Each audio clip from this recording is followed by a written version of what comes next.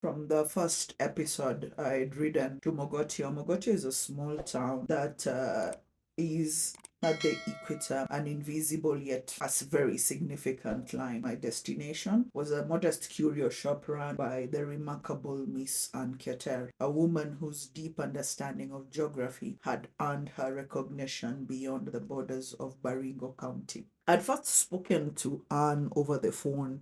I was drawn by her eloquence on all matters geography. Our conversation had been effortless. Her knowledge is quite vast, and her passion is quite contagious. Now I was eager to meet her in person, to witness firsthand the depth of her wisdom and share her story. At the equator marker in Mogotio, Anne was already waiting, a warm smile on her face.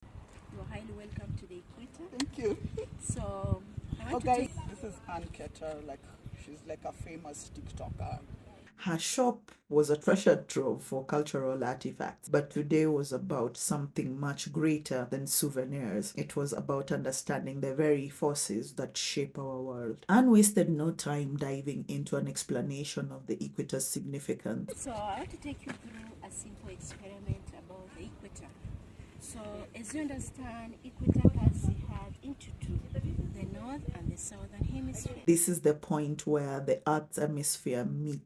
She began tracing an imaginary line with her hand, standing here. You are neither at the north nor at the southern hemisphere. You are in the middle of the world. She then introduced me to one of the geography's most fascinating phenomena, the Coriolis effect. So, at the northern part, it moves in a clockwise direction.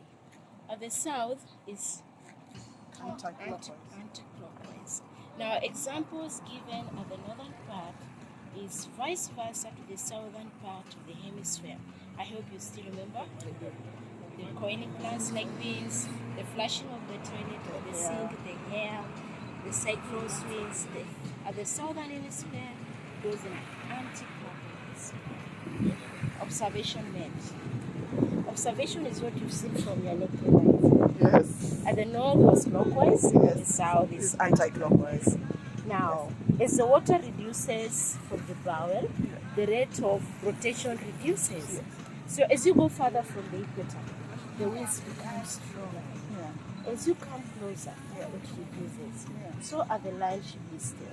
In simple terms, Anne explained the Coriolis effect is the invisible force that makes moving objects like winds and ocean currents appear to curve due to Earth's rotation. In the northern hemisphere, they deflect to the right, while in the southern hemisphere, they deflect to the left. To demonstrate, she placed a basin of water directly at the equator. Now watch closely, she said. As she released a stick into the still water, she pulled the plug from the center. The water drained almost straight down, with little to no swirling motion. The shifting just a few meters north. She repeated the experiment.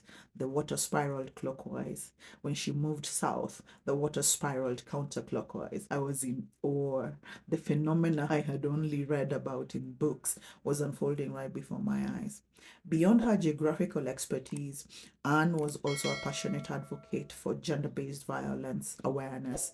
Geography teaches us about the forces that shape our world, but humanity shapes the societies we live in, she said, her voice steady with conviction. The work as a gender-based violence TOT, it is trainers of trainers.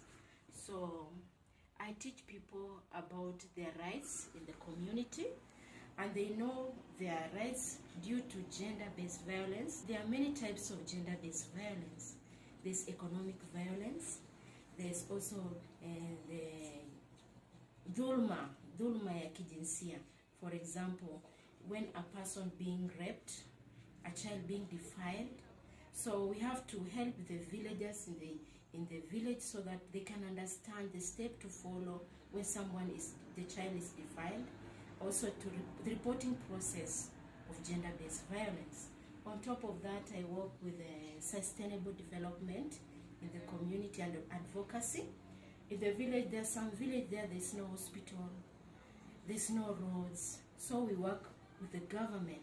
She shared stories of her work, training women and men alike on the importance of recognizing and addressing gender-based violence in rural communities. As the sun began its slow descent, I couldn't help but feel grateful for this encounter. And Keter was more than just a geography expert or a curio shop owner. She was a storyteller, an educator, and a force for change. As I geared up to continue my adventure, I knew that this episode of my journey wasn't just about riding to a geographical landmark. It was about meeting people like Anne, whose knowledge and passion leave an indelible mark on everyone they meet. With one last look at the Equator, I revved my engine, carrying with me not just the thrill of the ride, but the weight of the stories worth telling.